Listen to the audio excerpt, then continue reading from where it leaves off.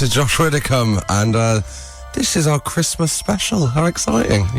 I'm joined, as always, by producer Neil. Good morning. Good morning, Josh.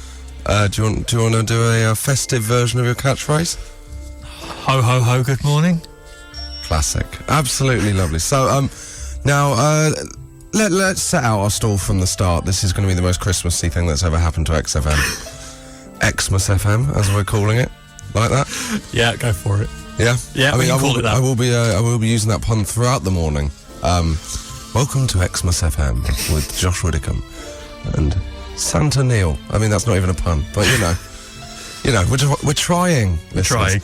Because Neil's a big fan of Christmas. I'm a big fan of Christmas. Much to Neil's surprise for some reason, because apparently you imagined I'd be some kind of Grinch, but I love it. So, okay. You know, if you don't like the music that you can hear behind us, probably best to turn off now, because this is purely the beginning. Have you changed the music? No, it's just gone into a little bit of Christmas jazz. It's just gone a bit jazzy. How are you, Neil? Very well, thank you. Yeah. Good, good. Excited about our Christmas special? Yeah, I've got crackers. Do you want to pull a cracker? Yeah, if you're at home, that was a lovely bit of sound effect of Neil going into a bag. This is the first ever cracker pulled on the radio, I think. I don't know if this has ever happened before. No, never. Some said it couldn't be done. Most said it shouldn't be done. But let's do it. We'll start with what a disappointing start. And it didn't go off. Sorry. Oh, well, these were the crackers we had in our Christmas dinner in the canteen. Oh, that's very nice. So, what we've got is a pink water pistol. Oh, nice. And, you know, make your own jokes from that. And so, Neil, obviously at this point, normally you do your shout-outs. Yep. Have you got any festive? You only got one this week, haven't you? Yeah, disappointingly. I feel this is the final ever shout-out. Okay, that's good for me. But if you'd like to do it in a festive manner. All right. See? Sleigh bells. Festive. That just sounds like an annoying ringtone. I'll get it over quickly then. Lindsay Ward in Victoria, British Columbia. Oh. I love the show, and although I don't get up at 2 a.m. to listen to it live, I often listen again on the website during the weekend and always download the podcast. So, Merry Christmas to you, Lindsay Ward. It's very nice. Yeah. That was, that was really set the tone of the show. We will be, of course, we were joined by James Acaster has a Christmas scrape. Elis James will be with us, and all the usual stuff. Plus, we'll try and pull another cracker without it being disappointing. But let's play some music. This isn't Snow Patrol, Neil. Sorry, I got confused. I've got a shout out for you. Oh, have you? Yes. Oh, how exciting! A little audio shout out. So here it is for you. Hey, Josh, how are you? This is the angelic voiced Ala Jones. You remember? Oh. Walking in the air. Yes. What's your big problem anyway with David Bowie introducing the timeless classic, The Snowman? Get over yourself. Have I just been slammed by Ala Jones? Yeah, sorry, mate. Unbelievable. That was I mean, he really threw himself into it. Thank you very much, Neil. That's really made my Christmas. I'll never be able to watch The Snowman again. So if that doesn't make sense, though, then buy tickets to Josh's show. Oh yeah, thank you very much. I'm the world's worst self-publicist. That is in the new tour. Josh Widdicombe, XFM. This is Saturday morning. This is Christmas. Enjoy. Josh Widdicombe here with producer Neil. Good morning. And as always at this time in the show, we go through any other business in which readers respond. This is a bit jazzy now. It's a bit intense. Oh, that's more like it. I didn't like the brass bit, Neil. Tough. you run a harsh ship at Christmas time. I wouldn't want to be in the Fern household when presents are being given out in a kind of regimented fashion. No, we do any other business in which we take readers' emails on updates from last week's show. Listeners, Josh. Listeners. Why do I always call them readers? I don't know. I like the idea that someone somewhere's copying out the show onto paper, and then people are reading the show. I don't know if it would translate. I mean, it's not Dickens, is it? Let's be honest. No, it's blessedly a lot shorter. And I'd managed to get to the end of the show, whereas I've never managed to get to the end of one of his books. There, dealt with. At Christmas as well, when he's at his most popular, and I've stuck the knife in. Right, Shall we do any other business, Neil? Yes. I feel next week's any other business may include some kind of correction about Charles Dickens not being as popular at Christmas or something. So, you can either uphold these emails or you can reject them. So there's 3 this week. So we'll start with this one. I listened to the podcast this week and I know I'm late, but I thought I send a few of my personal highlights. Bit of a typo. Thought I'd send a few of my personal highlights. Read dumb ways I've injured myself. 4 of them. Let's go through them. This is Richard Purdom. The 4 ways he's injured himself. I stabbed myself in the hand while trying to open a packet of chicken. I fell backwards off a chair and through a gazebo. I mean who is it? That's slightly too Frank Spencer, isn't it? A few years ago I fell out of the shower and now when I sneeze my back hurts. I mean, really, you should go and get that checked out. That's not a good thing. When I was a toddler, I broke my wrist when I was knocked over by a dog. I mean, you've got to upheld that. All of those getting upheld, yeah. Hi, Josh. Your DVD is out, yet your Twitter bio continues to state that it's available for pre-order. Please rectify. Best, Stephen. Is that true? Oh, yeah, I presume it is. I mean... All right, upheld. Sort yourself out. God, you're really harsh at Christmas. You really are. You really are the Grinch that stole Christmas. Right, finally. Dear Josh and producer Neil, I have a bit of AOB I wish to discuss. My nerves have been shattered by 2 weeks of waiting to find out how Neil has progressed with his parking ticket appeal. If you could have an update, that would be great. Fight the good fight, Neil. James from Birmingham. James from Birmingham, you'll be happy to hear my appeal was upheld, which was good. Merry Christmas, Merry everyone. Christmas, yeah. Merry Christmas. 2 fingers to the man. 2 fingers to the man, yeah. And what a wonderful Christmas message that is. If you have any other business for what will now be the new year, then do go on the website and email it. Is that how you do it? Yep, email via xfm.co.uk. Josh Widdicombe. Podcast. XFM. This is the most festive music we've had so far. I need to stop referencing it, Neil, but There'll be presents being it's got vocals on it. unbelievable. You've really messed up, mate. Sorry. We all got very excited then, and it just, I mean... let's just have that. That's nice. Right, so anyway, this isn't what we're talking about today. Who is this, by the way? I don't know, I'm going for something else. That's more like it. I feel like I've come round to yours for pre-Christmas drinks. You've just offered me a port. We're going to set the world to rights and look back at the year, which we're not going to do here. We're just going to talk about 2 quite mundane topics that we do every week.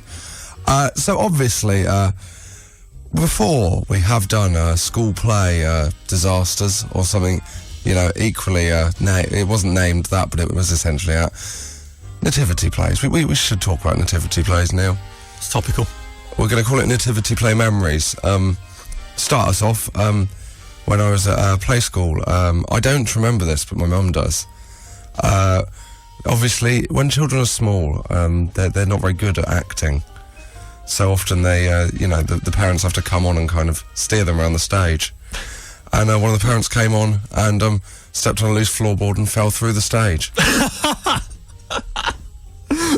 Which cheers me up every Christmas to think about. So you can, if anyone can top that with nativity play memories, or, Christmas carol service memories, anything along those lines. But it's not just about Christmas, is it? No. It's about Christmas's ugly twin, New Year. The most overrated event of the year. And worst New Year's, because I'm anti-New Year. I'm firmly in the Christmas camp. I think you're one or the other. No, I'm Christmas as well. I think... I think you're either Christmas or New Year. Oh, yeah, right? sorry, I thought you were kind of pointing your finger at me and making accusations. Are you one of the New Year gang? We like the Sharks and the Sharks and the Jets. Worst New Year's you've ever had. I think, have you ever had a bad New Year, Neil? Constant. The worst one I can think of is queued for ages to get in a bar, and I'd basically overgorged on the buffet my mum had set out. Your mum had a buffet? Yeah, like all like leftovers and stuff like that. And she thought, I'll fill him up so he won't get too drunk. Yeah. But it got to about 11 and my stomach started doing bad things. So the best course of action was to retreat home before the stroke of midnight and sit with my mum and dad and then dash to the toilet every now and again. Oh, what a way to bring in Did you sing Auld Lang Syne on the toilet? No. Just slowly weeped. Yeah. What a way to bring in the New Year. What New Year was that? I think that was a millennium. Oh, what a way to start the century. Well, you know, out with the old, in with the new. That's the most disgusting thing you've ever said on the show, Neil. Really. Listeners, I am sorry. Josh Widdicombe, XFM. So now we are joined. Have we not got any Christmas music for this bit? No, it's just standard, relaxed, literary. Now we hit our period when, we take a turn for the highbrow, and our resident literary critic and fan of the celebrity autobiography, Mr. Matthew Crosby. Hello. Merry Christmas, Josh. How are you? I'm great, Matthew. I'm great. I'm definitely, not feeling fragile. We're all looking forward to the Christmas break, and I can tell from the tone of your voice you are more than most. Yeah, that is not wrong. So, you're a fan of Christmas, presumably? I love Christmas, not least because a couple of days after Christmas, you can go around all the charity shops and pick up more celebrity autobiographies that people have, because they're such a quick read. They read them on Boxing Day and they chuck them in the bin, or they give them to a charity shop. So, in fact, I was going through the charity shops. Bradley Wiggins one was already out for £2. Hardback, love it, love it. So, anyway, Christmas has come early for Crosby. But the one I'm going to read for you today, I actually bought in a charity shop just the other day, because you wanted somebody showbiz, you wanted somebody glitzy, you wanted somebody festive.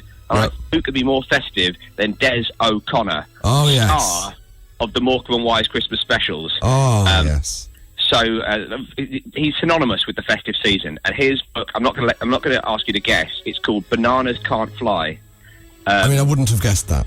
It's called Bananas Can't Fly. Do you want to know why it's called Bananas Can't Fly? I'll tell you very quickly. When he was a kid, about 6 years old, he had calipers on his legs, and his dad would hold a banana at the other side of the room and say, "If you want something, son, you've got to go for it." And that gave him the get up and go that have such a showbiz career. That's the most astonishing thing I've ever heard in my life. But what's the flying got to do with it? He'd say, "I can't get it. Just throw it to me." No, said Dad. Can't do that. Why not? Because bananas can't fly. Oh. Well, if you really want something, you have to go and get it. It won't come to you. What a Christmas message. So, what section will you be reading from for us today? Now, as you know, there's nothing more festive than spending a bit of time with someone from a different generation who says something extremely troubling. Good use of a word. I thought I'd do a showbiz version of that. This. Yep. From when Des O'Connor was doing a TV special in 1974 with the Muppets, and see how it turned out. Yeah, Here we go. One sketch involved me dressing up as Al Jolson. For this, I would have the complete Jolson makeover. Black suit, white socks. Hello? Oh, my word, we've lost Crosby. We're losing... I don't remember why. Matthew, we lost you a bit there. Start the story again. Okay, fair enough. We just heard Al Jolson, and then it went. Well, he described the Al Jolson outfit. So it says, one sketch involved me dressing up as Al Jolson. For this, I would have the complete Jolson makeover. Black suit, white socks and gloves, black face, white mouth, and the big black curly wig. The sketch was about Jolson going to the dentist. I don't remember why. Jim Henson arrived in the camera dress rehearsal for this scene, in which everyone had to wear full makeup and costume, took one look at me and instantly stopped everything. He turned to the producer. "Albert, what are you doing? We can't put this out across America with Des dressed like that. There'll be uproar." Now, what you think at this moment is Des should have gone, "Fair enough, I'll wipe the blackface off, I've made a terrible mistake." Instead, he says, "This was going to take some discussion." He was desperate to do it. Albert looked at his watch. "Let's leave this till tomorrow," he told us. "Okay, everyone, that's it for today. See you at 9:30 in the morning." I looked at my own watch. It was 7:20. This was a bonus. It was the evening of the European Cup final, which kicked off at 7:30. I hadn't expected to get away from the studio till at least 9 o'clock. Elstree was only 5 minutes drive from where I lived, so if I hurried, I would be home in time to watch the big game. I grabbed my daytime clothes and jumped into the car, still wearing the complete Jolson outfit. Well, I'd only be in the car for a few minutes. Along Elstree High Street, it started to rain. I made a left into Arkley Lane, put my foot down, anxious to be home. Towards the end of the lane, the road bears quite sharply to the right. I was familiar with the road, but maybe I was driving just a little faster than I normally do. As I emerged from the bend, I saw a car waiting in the lights in front of me. I braked sharply. The wheels had locked. I thought I would stop before I reached the car in front of me, but the momentum was just enough to carry me into it. It wasn't serious. It wasn't going to be hospital time for anyone or anything like that, but the impact would at least jolted the occupant of the other car. The driver's door opened slowly. It was only a small car, one of those continental bathtubs and wheels, but out of this tiny motor unfolded the biggest guy I've ever seen. He stood up and up and up. How he squeezed into that car, I'll never know. As well as being enormous, he was also black. and he was walking towards me, Al Oh, Jolson, my word. on a wet Wednesday night in Hertfordshire. In such situations, my brain usually clicks into plausible explanation mode, but it had already signed off for the day. Besides, deep down, I knew the only explanation anyone would believe would be the truth. By the time he reached my window, the motorist was staring at me in complete amazement. I expected sound and fury, but all he said was, "Are you insured?" Now, he takes him to, luckily enough, because it's Des O'Connor, he manages to sort of talk his way out of it, and it ends with this. This is incredible. Fortunately, no one was hurt. There was minimal damage to both cars, and the friendly giant brought his entire family, 9 of them, to watch the Muppet Show being recorded the following Friday. Merry That's Christmas so to all, bizarre. and to all, good night. What a showbiz anecdote. Neil's face throughout that was one of a man so tense it was unbelievable. Merry Christmas. Thank you very much, Matthew. Thank you, Josh. Have a fantastic Christmas. Josh Widdicombe. Podcast XFM. Elastica Connection on XFM. This is Josh Widdicombe on a Saturday morning, and Neil has surpassed himself again with Christmas music, laughing to himself like a cheeky schoolboy who can't believe he's got away with it. Happy with yourself, Neil? I love Christmas. Oh, me too. Oh, I love Christmas. We have got best of shows coming up, and I want that clip to be on. Right, mate. Yeah, I love Christmas. Yeah, just really love Christmas. Just really love Christmas. Sorry. That's the highlight of my year, I think. I've never seen someone so happy. Right, now, we're talking about Nativity Play memories and worst New Year. One of each shall we do, Neil? Which would you like first? Shall we do it chronologically, start with Nativity and then move on to New Year? Let's do that. Okay, this is Megan Rice from Glasgow. Your home, Neil. I remember... I love Christmas. Sorry, but hugely unprofessional. Focus on the message. Focus on the message. What of Christmas? No, of Megan's message. Oh, sorry. I remember being in my nativity play, and I desperately wanted to be an angel. Instead, I was a shepherd. I was made to wear a dish towel on my head. When the show was over, Mum asked why I wasn't on stage, to which I replied I was just sitting behind the curtain the whole time. She just put, worst experience ever. Wow, she's had a fortunate life. Yeah. If it doesn't, you know. Anyway, it can be worse than that, Megan. I mean, you know, it's Christmas, and as we know, Leo loves it. New Year's Eve, he's not such a fan of. But what a wonderful way to start an email from Sam. Ahoy, Josh Winter-Koeman, producer Noel. Open brackets, sorry, close brackets. Vis-a-vis New Year's Eve. What? Vis-a-vis... Is this from David Brent? I spent New Year's Eve 11 at the wrong party. Should have been 2 streets over. Decided the best bet was to drink until I was sociable enough to mingle with strangers. Woke up at 6 p.m. New Year's Day in Northampton, open brackets, started in Newcastle, close brackets. With a stamp on my hand allowing me 1 complimentary ghost train ride. That's like an anecdote that would have been used in the obituaries of Peter O'Toole. That's unbelievable. That's great. That is brilliant. Josh Widdicombe. Podcast XFM. Stereophonics on XFM. This is Josh Widdicombe on a Saturday morning, and joined by this music, Neil, really is beyond the pale. Joined by comedy Welshman Elis James. Hello. How are you? I'm very good, but I'm a Welsh comedian. I'm not like a pretend Welshman for comedic purposes. Oh, I can't believe I'm on the radio. I just happen to be from Wales. All right, you're a comedian that happens to be from Wales. Yeah, I mean, I mention it quite a lot. I've got some real comedic mileage out of it over the last 8 years, but, you know, you do what you can, don't you? Play the hand you dealt. Neil earlier was asking, he was very excited, Neil, who was wearing a paper hat. Yeah. Because he loves Christmas. Was asking what Welsh for Christmas is. Nadolig. Sorry? Nadolig. You got something in your throat? Oh, Hey. very funny, very good. Yeah, Nadolig Llawen to you, Neil. I like Christmas, but I won't wear a hat because I'm really cool. And that looks bad. Well, we've got crackers. Oh, Would you go on like to then. do a cracker? Yeah.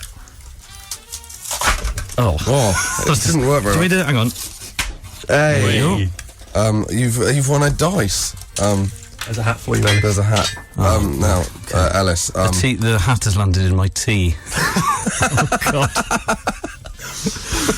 Oh, that really is unfortunate. And would you like the joke? Oh, yes, please.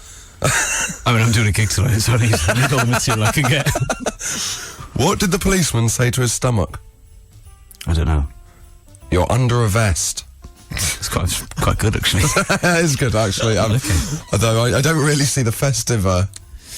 No, not really. They should have at least said, what did the policeman say to his stomach at Christmas? Yeah. I'm trying to think if there's any reason why policemen should wear vests at Christmas. Out of the most... There's two on here. I didn't realise the second one was a fact. Oh, so I read yes. it, I presumed it was a joke. Oh, I was going, I don't get this. What is the currency of Chile? The peso. And I was thinking, not sure I get pun? Yeah, is that a Christmas pun? I don't really understand. Try that one at your gig tonight. Yeah. Good evening. What is the currency of Chile? The peso. Hello? Is this thing on? Hello? Get off! You're a fan of Christmas, Elis? I absolutely love it. What's your favourite thing about Christmas? Just use of the word manger. You don't hear that very often in mid-June, do you? During Wimbledon. I just... Pret-a-manger? Yeah, pret-a-manger. I just love the giving and receiving of presents. I love the fact that I just love drinking wine. Like all XFM listeners, I drank too much wine yesterday. Yeah. And I feel great. I look bad, and my teeth have gone weird, but... You feel good. I feel great, and I was on top conversational form yesterday. Oh, that's good. Oh, yeah, I got... Well, I hope this morning you don't, flag. Well, I think I peaked at about 2 a.m, so sorry. Well, what we'll do, we'll play a song while you put yourself together and try and get back to that level. Yeah. You have a glass of Well, whatever it would 2 be. a.m. I was arguing the toss of whether a black cab was cheaper than a mini cab you book. So that's the sort of pulsating conversation I'm capable of. Josh Widdicombe. XFM. Temples on XFM, or as I said earlier, Elis, Xmas FM. Oh, very nice. Thank you. This is my favourite Christmas song now. Jonah Lewis, Stop the Cavalry. Brilliant song. Focus on the link. Yeah. Oh, I'm slayed all the way. Are you? Oh, yeah. Really? Big time. I just... It's factory floor music, Josh. Now, It really appeals to me. we're talking about nativity memories. Oh, yeah. You presumably have Christmas in Wales. We certainly do. Yeah. Nadolig Llawen. I'll keep saying it, and you'll keep... I'm going to keep being given short shrift. Now, how was your experience with nativity? Nativity, very disappointing, because I was quite a shy kid, so I never got a main role in the Nativity. 1 year I played a choir boy. There is no choir boy in the Nativity. But they had run out of roles, so I just walked on, and the teacher said, and this is what a choir boy looks like, and I walked off. But 1 year I played the role of Gift. Where I just sat in a box which had been wrapped with my arms sticking at the side and my legs sticking at the bottom and my head sticking at the top, and I just had to sit there. I think I was frankincense. You were frankincense. Yeah. So was there two others that were gold and myrrh? Yeah, I think so. Actually, no. I wasn't frankincense. I was generic Gift under the tree. I just had to sit next to a tree. Oh dear! And, Was someone playing the tree? I just felt robbed. I just felt totally robbed throughout. I didn't give it 100%. That's probably why you didn't move up the rankings. Yeah, exactly. And it was the same boy who played Santa every year, and I think that he's being tapped. The teacher's being tapped up by his mum and dad. Because, to be honest, I don't think he could pull his weight. Now, Elis, Neil has said that we should have a Christmas dinner. Yeah, it's a Christmas show. So why are you holding a bag of skips at me? Well, obviously prawn cocktail's quite a nice starter on Christmas Day. Oh, right. Oh, that is tenuous, but I'll give it to you, yeah. I haven't got time to make a full prawn cocktail on this. There you go. I was a vegetarian for Christmas about 10 years ago, and I came down for Christmas dinner, and I'd ordered like a corn nut roast off my mum or something, and she'd put a little bit of turkey on a saucer and said, just in case you change your mind. The wonderful Nesta James from Twitter. Enjoy your skip, Elis. Oh, yeah. The problem is... That's only for so festive. I feel like I'm on a school trip, actually. I don't feel festive at all. When I did my first width in the swimming pool, our school, they had a box of bags of skips, and you'd get given a bag of skips when you completed your first width. Yes. I didn't realise that this show was being hosted by Duncan Goodhill. How far did you get after the width? I mean, what was your...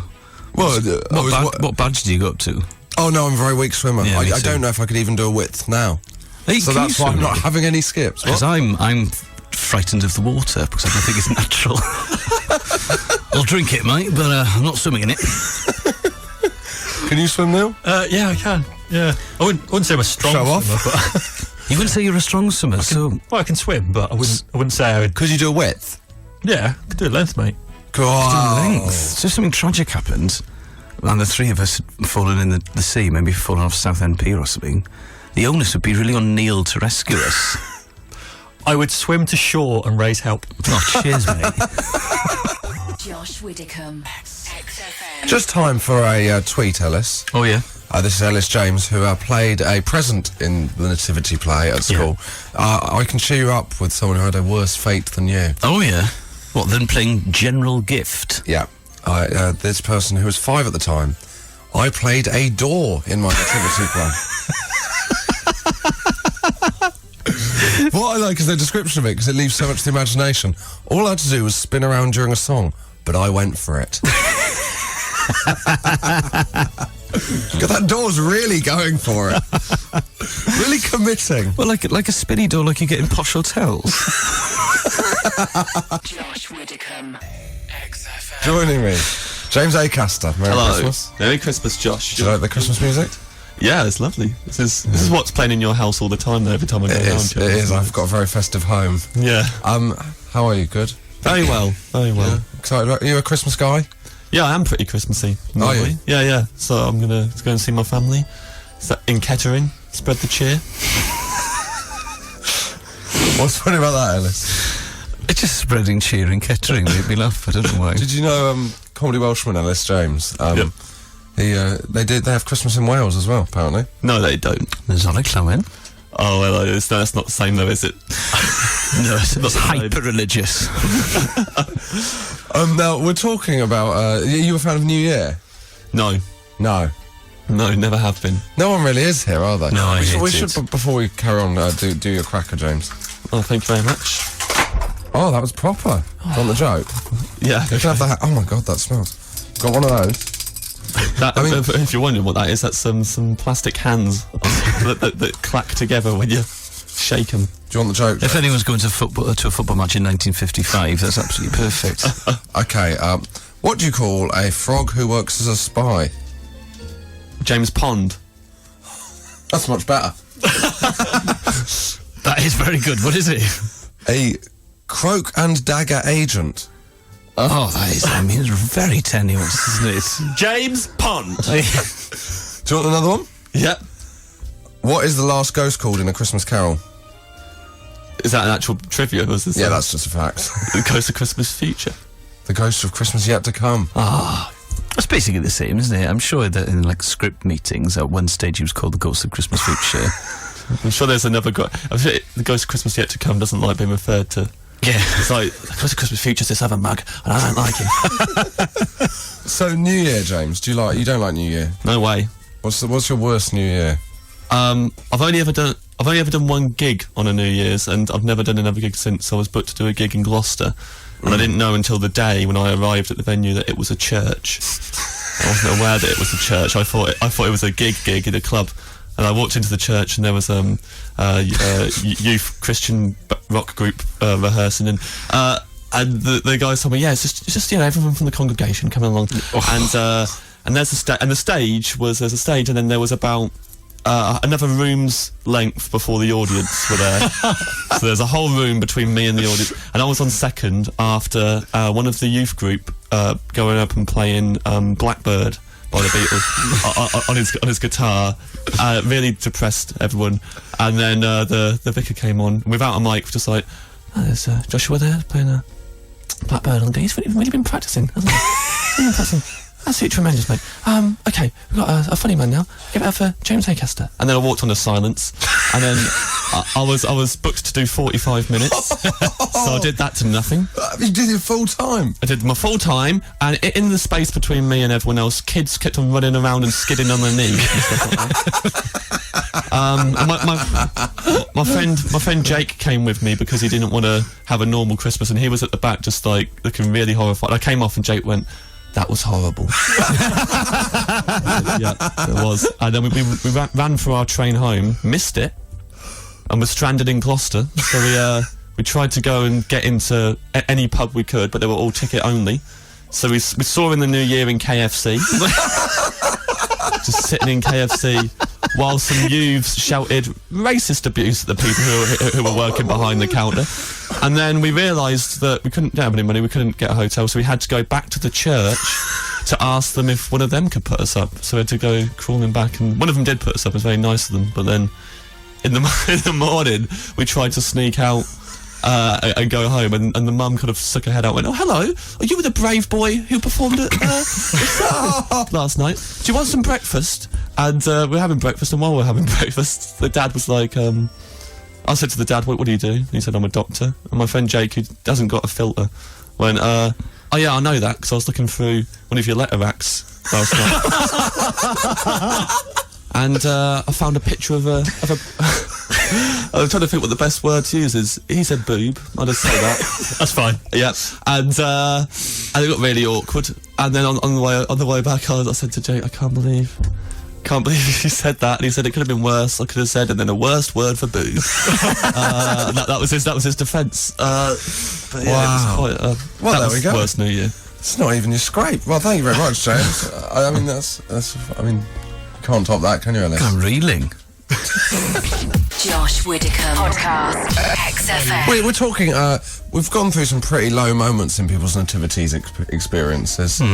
We've Elis James played a present, and but I say Wrapped gift. this probably blows you out the water here. I was also pretty shy at junior school, so I was quite. This is a text in, by the way. I'm not just suddenly going into a monologue. Body Corbett. Although my feet can't touch the floor. I was also pretty shy at junior school, so I was quite horrified when we were all told we had to pick roles. I chose number 1, Roman guard, and number 2, narrator 9. Narrator 9's role was to walk on stage, unroll a scroll, look out across the audience, and read out the word "but." Oh. Imagine if you got it wrong. Well, my mum thought I had forgotten my words. The next person had to come up with a scroll and read the words, "and I cannot lie." I mean, that's. I mean, that must be an overly. Do you know what? That's the problem with these large class sizes you get these days. Yeah. Yeah, one word each. Also, why aren't XFM playing Sir Mix-a-Lot? Neil? Yeah, come on, Neil. Rap where applicable. What was it last week, Neil? You Electronica described- where applicable. Oh, yeah. Neil's description of XFM. Rock Indian, electronica where applicable. Genuinely the best slogan for any radio station ever. Josh Widdicombe. XFM. Coffee and TV by Blur, and Blur drummer Dave Rowntree is doing a 1-hour special on XFM on Christmas Day. Produced by... Me. There we go. I bet his wife is gutted. Now, here is, well, it's time for a festive Christmas scrape from James Acaster. Yeah, yes it is. Last year I bought a Christmas tree for the first time. Never done that before. Guess where I bought it from, Josh? One of those places. Why are you raising your eyebrows? Should I know this? No, you won't know it. Budgeons. Budgeons. The Budgeons down the road from me, and they were all on the pavement. And So a real one, not a plastic one. a real tree. Yeah. A real tree. And what was supposed to happen? They've all got like barcodes on them, and you're supposed to go take the barcode, then walk into Oh no, I know where this is going. walk into Budgeons with the barcode, and pay for the barcode at the thing. Obviously, I didn't know that. Yeah, no one assumes that. no one sees it with the barcode on and assumes you've just got to take the barcode. Yeah. Oh, it's one of those removable barcodes that all these products have in budgets. Also, I'd like to point out that the route to the tills was all round the houses. A proper maze going round the whole thing. So I carried, but I only got to the second aisle before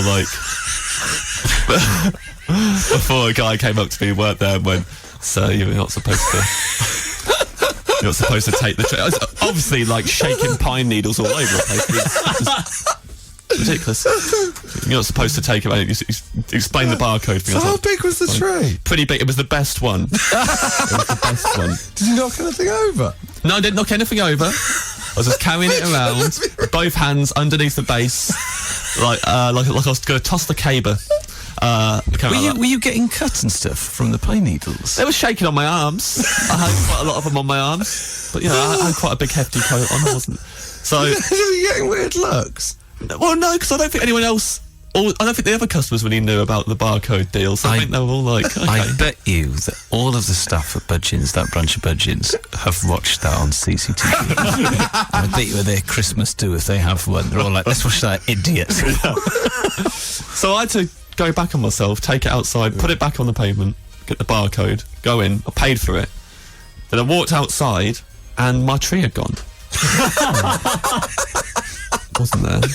I looked back in Budgeons, and another person had made the exact same mistake that I had made, but with the same tree, so the best one. And I saw the top of the tree kind of like bobbing up behind the shelves.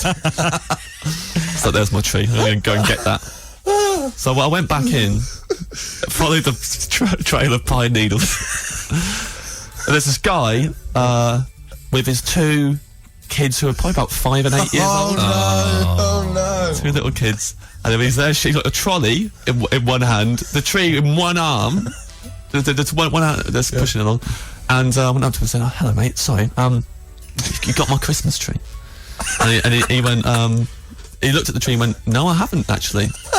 I've got my Christmas tree." Oh. And I went, "Oh no, that's mine. I've already bought it." And he just screwed up his face, and then I didn't expect this reaction. Was he big? He was quite a tall, silver fox kind of guy. And when I said I've already bought it, I didn't really expect this. This is the last thing I expected to be brought up in the argument. He looked in his trolley, and there was all that was in the trolley was one ready meal, was a lasagna. And he looked in the trolley and went, "Oh, I suppose you bought that lasagna as well." Oh wow! I was like, I'm not claiming ownership of the lasagna. I haven't bought the lasagna. I said, but I have bought that tree. How much did you pay for it? For the tree? I can't remember now. I don't know how much it was at all. But like, you weren't going to write that. It was money enough off. that I was not going to let. Also, the other ones were straggly. I was going to have a straggly one. I wanted the proper nice one. So I said, and then how it works is, you go outside and like you get the barcode, and then you go to the till, and you pay for it at the till. And so like that's mine because I've already bought it. He went, "You haven't already bought it because I've got it in my hands." Oh. And you haven't already bought it. And then he went, he put up the lasagna, and he looked at the back of it, and he went, "Sorry, mate, just checking you haven't nicked the barcode off this as well." Oh. I was like, "I've not nicked the bar. The lasagna is neither here nor there." Yeah. I'm not doing anything with that. Why do you keep bringing up the lasagna? Because also there are loads of non-straggly lasagnas in the frozen food aisle. And that's the worst Christmas dinner you've got planned for your family. And eventually I was talking to him, and eventually the same person who'd come up to me to tell me to take the tree back outside came up and explained it to him. So he had to give it back to me. And taking that tree off that man while making eye contact with his children is the hardest thing I've ever had to do at Christmas. It was so bad, and I felt really bad. I thought I should probably give it back, and then I thought, no, he needs to learn the rules, and they need to know. Did you take us a lasagna? Yeah, I went. And by the way, I'm having this as well. Yeah, jingle bells. Wow, that is amazing. Yeah, got it back to the house. So have you got a tree this year? No. Too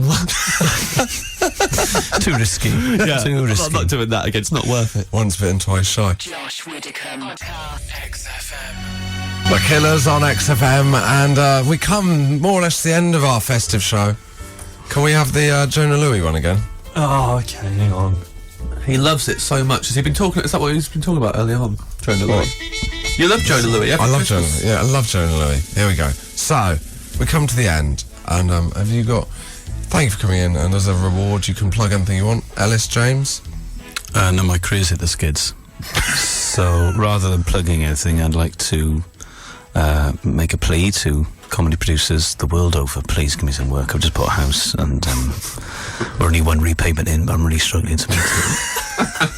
So it's not that I can do anything particularly well, but I will do anything. I'll compare. I'll host shows. I'll do poorly paid corporate events.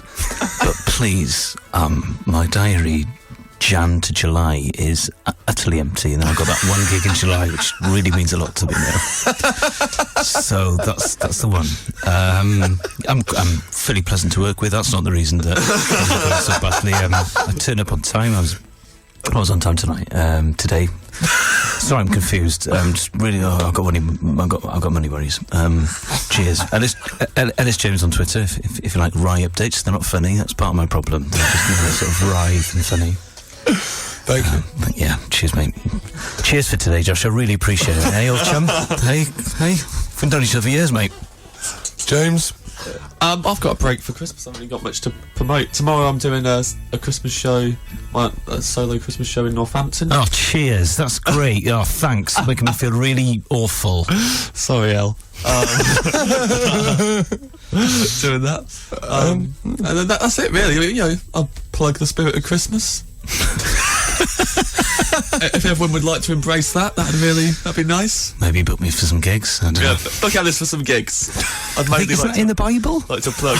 Yeah, in the Bible, Deuteronomy verse 12. And if a Welshman finds himself on hard time on the anniversary of the birth of our Lord, thou shalt give him many gigs.